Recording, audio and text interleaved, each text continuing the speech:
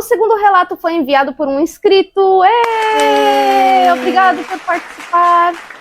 Eu dei uma lida por cima. E agora eu vou ler com calma, junto com vocês. Já sei mais ou menos do que se trata, achei muito legal. Te agradeço por ter enviado. Vamos lá. Ele pede para ser chamado de João e ele conta que é a primeira vez que ele vai contar esse relato abertamente para mais pessoas, porque ele só comentou sobre isso com algumas pessoas próximas que acreditam no oculto ou alguma coisa assim. Mas ele sentiu de compartilhar com a gente. Vamos lá. Ele começa da seguinte forma. Hoje eu tenho 30 anos e moro na Grande Vitória, Espírito Santo, mas sou natural de São Paulo, nascido e criado na Zona Leste.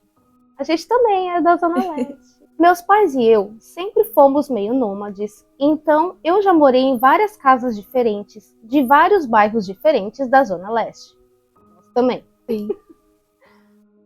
Quando eu tinha por volta de 6 anos de idade, nos anos 2000, nós nos mudamos de um bairro de classe média baixa para uma comunidade mais humilde, próxima à divisa de São Paulo e Guarulhos, devido às condições financeiras dos meus pais na época. Antes dessa mudança, nós sempre moramos de aluguel. Meus pais até tiveram a oportunidade de comprar a casa na qual moramos, mas era algo inviável naquele momento, e tivemos que devolvê-la à dona da casa, a antiga dona e tudo mais. Lembro que meu pai se esforçou muito para comprar esse terreno e construir a nossa casa onde moramos por cerca de 7 anos. As coisas esquisitas começaram a acontecer logo após o término da construção da casa.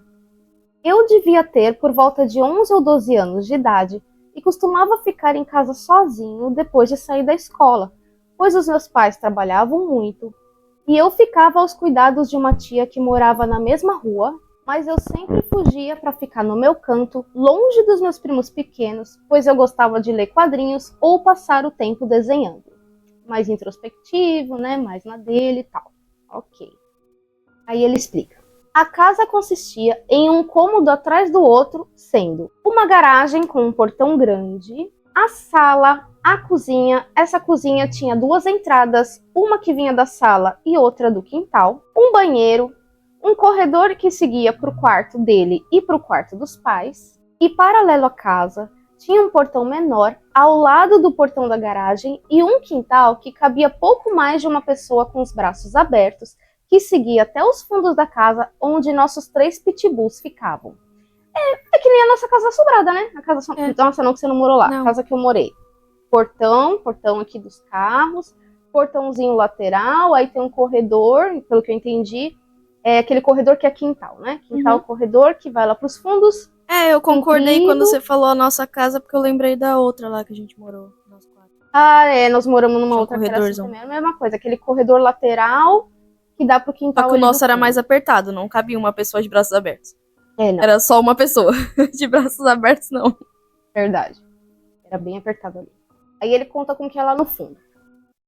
Havia um tanque de lavar roupa nos fundos, que podia ser visto pelo quintal, e quase toda vez que eu saía da cozinha pro quintal, eu via um homem em cima do tanque. Oi. Saudável? Ai, desculpa, eu não aguento. É muito... Assim, não é engraçado, mas é engraçado, entendeu? Tipo, do nada, um homem em cima do tanque. E aí ele continua. Lembro que quando vi essa cena pela primeira vez, pensei que pudesse ter sido alguém que havia pulado o muro e se assustado com os cachorros. Pois a expressão no rosto do velho era de puro medo e suas mãos estavam espalmadas para baixo, encostadas no muro. Então, né, tipo, ele sai no quintal e ele dá de cara com uma assombração assustada. Como que você faz numa situação dessa, amigo? Aí ele continua. Era um velho magro, careca cabeludo. Entendi. Creio ser, né? Aquele cabelinho mais comprido aqui que careca, certo? Era um velho magro, careca cabeludo, tinha uma barba espessa e tão desgrenhada quanto o cabelo. Vestia apenas uma calça marrom, sem camisa. Ainda por cima tava seminu o velho. Imagina a cena. Quando criança, eu não tinha nada mais que amebas na cabeça. Entendi. O relato já é ótimo, o jeito que ele escreve ainda é maravilhoso. Sim. Quando criança, eu não tinha nada mais que amebas na cabeça, pois lembro de ter ido socorrer o velho sem ver maldade de um estranho estar no quintal da minha casa. Prefiro não comentar. Eu achei que os cachorros poderiam o atacar, já que eram muito ariscos com pessoas estranhas. Lembrando que eram 3 pitbulls. Nada contra pitbulls, eu já vi um monte de pitbull fofíssimo, carinhosos, brincalhões, mas se eles encrencam com outras pessoas ou com outros cachorros, um ataque de pitbull pode ser bem perigoso, né? Então, eles são muito fortes. A mandíbula deles é muito forte. E aí, né, ele chega, é o lugar onde ficam os cachorros. Ele vê o homem assim, com a mão na parede, com aquela cara de apavorado, ele saiu correndo pra ajudar. Parabéns, viu, amigo? Você tem a consciência que hoje em dia as pessoas não têm, não. Bom, chegando próximo ao fim do quintal, o velho simplesmente sumiu como fumaça. É algo difícil de explicar, embora eu tenha vivenciado essa mesma cena várias e várias vezes repetidamente. Sempre que eu chegava nos fundos da casa, o velho evaporava como uma bomba de fumaça. O velho não fazia nada, não falava nada e seus únicos movimentos eram alguns tremeliques que ele dava espaçadamente. Tremeliques. O medo e o desespero em seu olhar era genuíno. E me lembro que o que mais me deixava aterrorizado era sua expressão de horror. Mais ainda que a visagem constante de um velho em pé em cima do tanque. Gente, você tem noção que ele saía de casa... Gente... Maluquice. Cidadão, meu filho, eu fico imaginando o que passava na sua cabeça. Além de ter que ajudar o homem que tá apavorado, né? Porque ele sai do quintal, dá de cara com um homem estranho, em pé, em cima do tanque, com a mão assim, com medo. E é de novo, é em looping. São várias vezes a mesma cena. Eu ia achar que eu tava ficando louca. Eu ia pedir pro meu pai me internar. Gente... Já é estranho você dar de cara com uma pessoa estranha dentro da sua casa, né? Um velho esquisito, descabelado, sem blusa, meio pelado ainda, numa situação totalmente estranha, como se fosse um ladrão que invadiu. Bom, mas não parou por aí, tem mais. Lembro também que, vez por outra, eu via vultos pretos correndo pelo quintal, rentes à parede da casa, né? Lembrando que era tipo um corredor. E aí ele explica. Geralmente eram 3 ou 4, né, dos vultos correndo um seguido do outro. Quando chegavam na parede perto do quarto dos meus pais e viravam para os fundos, eu chegava logo atrás, porque sim, eu corria atrás dos cramunhão.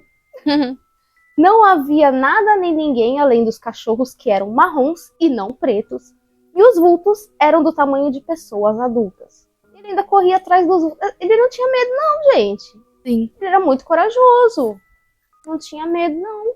Ele via um velho e via vultos. E ia atrás. Ia atrás. Ia atrás. Certa vez, enquanto minha mãe lavava roupas, eu tomei coragem de compartilhar com ela essas experiências, pois nunca tinha contado isso ainda pra ninguém. Eu lembro do diálogo até hoje, pois ela me confirmou que eu não tava ficando maluco. Acho que essa é a melhor parte, né? Descobrir que tu não é doido. Bom, ele chegou pra mãe e disse: Mãe, de vez em quando eu vejo algumas coisas estranhas aqui no quintal e acho que eu tô ficando doido. E aí ela responde: Você vê alguma coisa no tanque? Eu arregalei os olhos e positivei com a cabeça, respondendo pasmo: Eu vejo alguma coisa no tanque. Um velho barbado, e descrevi a imagem do velho. Minha mãe então me perguntou: Você vê mais alguma coisa ou só o senhor barbado? Eu respondi quanto aos vultos que corriam rente à casa e ela me veio com a conclusão: Fica tranquilo, você não tá ficando doido, a mamãe também vê. É só você ignorar que nada de ruim vai acontecer com você. Minha mãe hoje é falecida, mas desde que me conheço por gente, sempre foi da Igreja Batista. E eu, até certo momento da minha vida, acompanhava ela nos cultos, pois meu pai era não teísta e não gostava muito de ir à igreja. Depois eu virei a ovelha negra da família, me envolvendo com conceitos do espiritismo e ocultismo, entre outras coisas. Tamo junto. Idem. Para ela me dizer que também via, era porque ela realmente via. Caso contrário, ela me mandaria deixar de besteira e ir orar um Pai Nosso ou ler o Salmo 91. Depois de um tempo, eu segui os conselhos da minha coroa e passei a ignorar. Com isso, deixei de ver. Mas eu sempre sentia a presença daquelas coisas circulando por lá e, inclusive, esse tipo de sensibilidade eu tenho até hoje. Não vejo, mas sinto a presença de espíritos ou entidades.